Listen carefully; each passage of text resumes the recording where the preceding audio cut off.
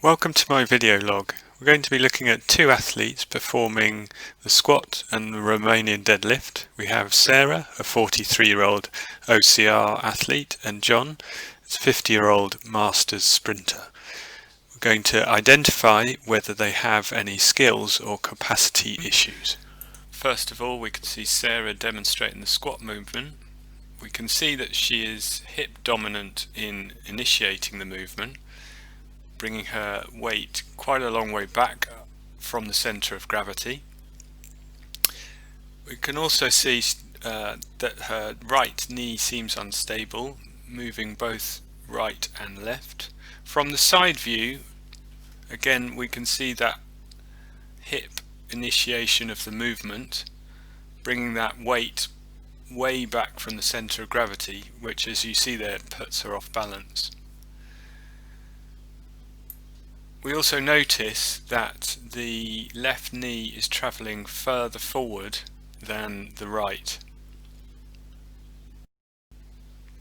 Thinking about the joint angles, we notice that the trunk angle is acute, her upper body comes very low, the thighs are almost parallel to the ground, but the most concerning is the dorsiflexion, particularly in the right hand side.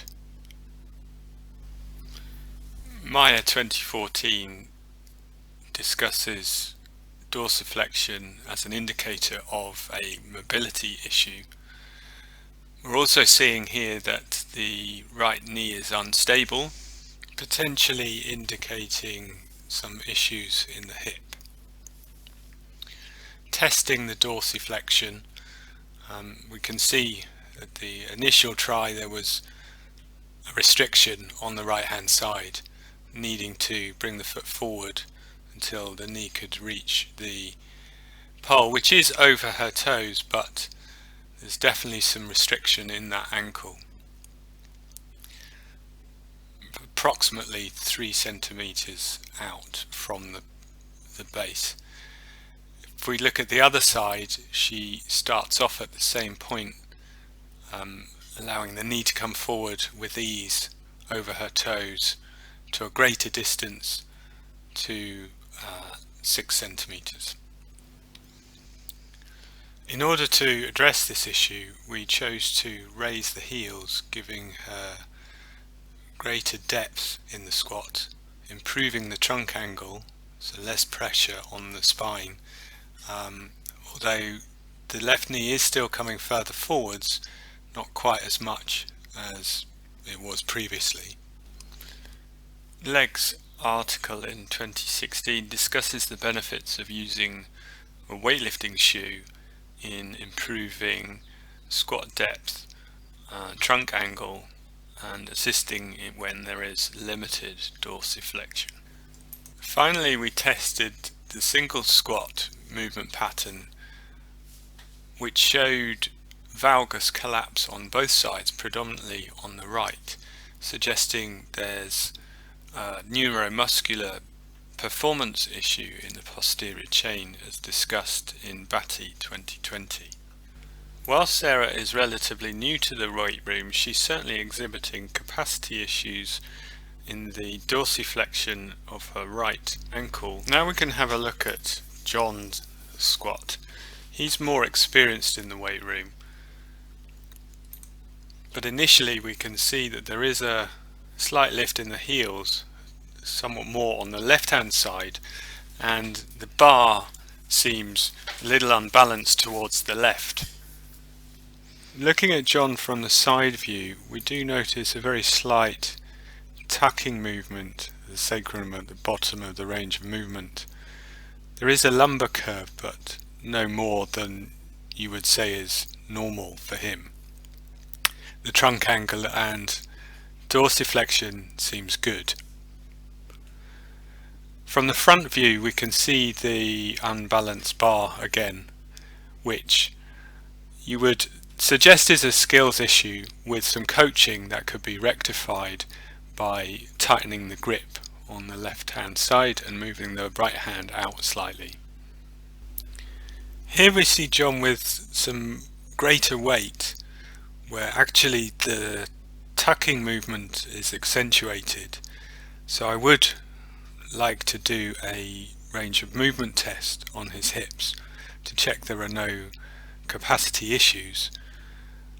It's also worth noting that he's added an additional wedge under his weightlifting shoes, which isn't necessary given his level of dorsiflexion is good. With the single leg squat, we can see John's stability on both sides needs some work, which I'm sure would improve with some coaching and practice.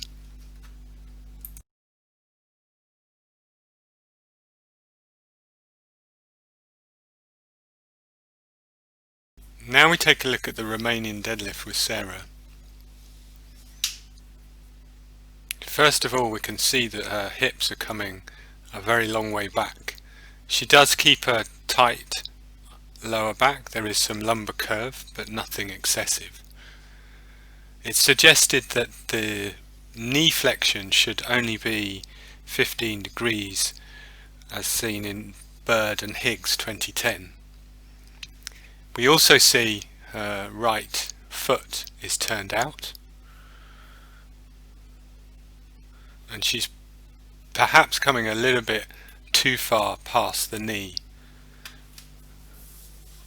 We can see there are some skills issues here with Sarah because it is a new movement for her.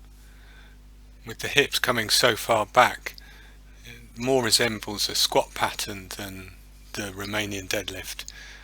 So we could coach her to correct that, to reduce the knee flexion. Interestingly, on the single leg variation, her level of skill is much higher. Her knee flexion is better. She maintains a strong lower back position. So hopefully we can, with some coaching, transfer this movement pattern over to the two-leg variation. Now we see John performing the Romanian deadlift. First thing we notice is the movement is initiated perhaps too much at the knees. The knee flexion is okay, perhaps a bit too excessive. He is maintaining a slight lumbar curve, but nothing more than normal. From the front angle, we can see that his hands are too close together. We could move these out just a couple of centimeters each side. From the rear view, we can see perhaps a bit more calf activation than we would expect, potentially because of the knee dominant movement. However, after some practice at home, John's hip initiation of the movement seems to have improved here, where he has the bar that bit more loaded.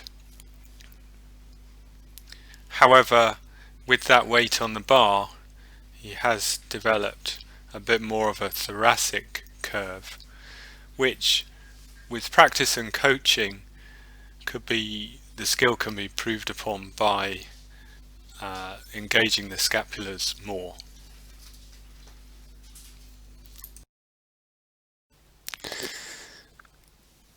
Now we're going to see John doing the single leg variation of the RDL. We'll notice that the knee flexion is good. He does still have the lower lumbar curve, but I think that's natural for him, albeit he is developing a thoracic curve. Initially it looks like this is a skills issue for him. However, my concern is predominantly around the balance on both sides, and which we also saw in the single leg squat.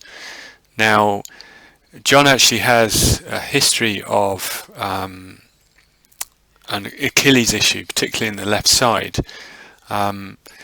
So my conclusion is that actually there is a capacity issue, and he needs to work on restabilizing the Achilles, which should therefore improve his balance on both sides. Thank you for watching. I hope you've enjoyed it.